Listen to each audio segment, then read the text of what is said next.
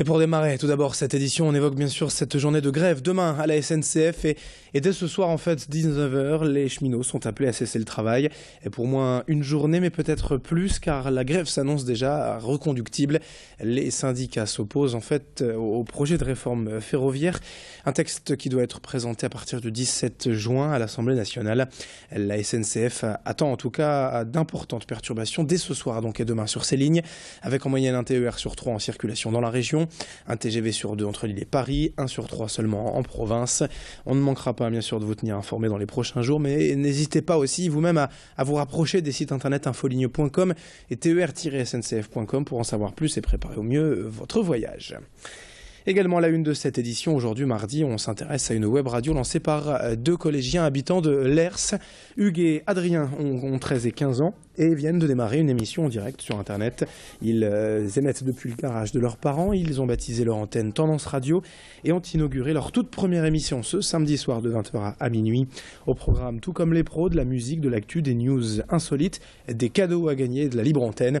Cela fait 3 mois qu'ils travaillent sur ce projet avec leur propre matériel ou tout ce qu'ils ont pu récupérer et de leur famille, leurs amis.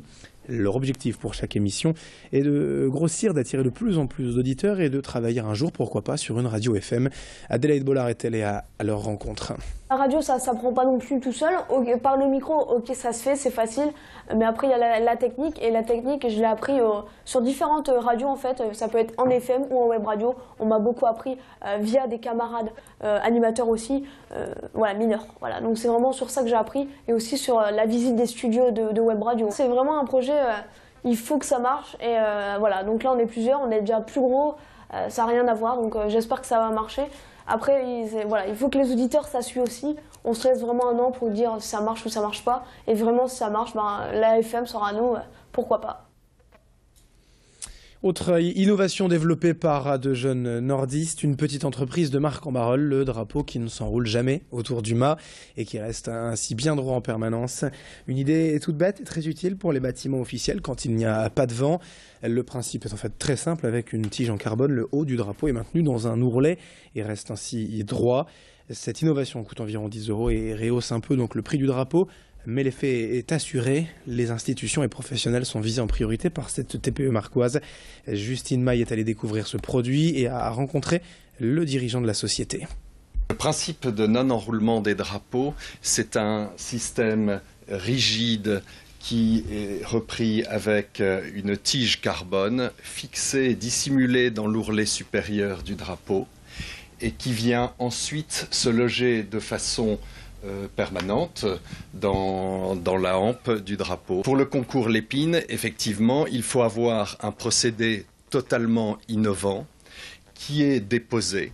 Donc nous avons déposé un modèle pour effectivement éviter d'être copié et pour pouvoir le diffuser à l'étranger comme en France.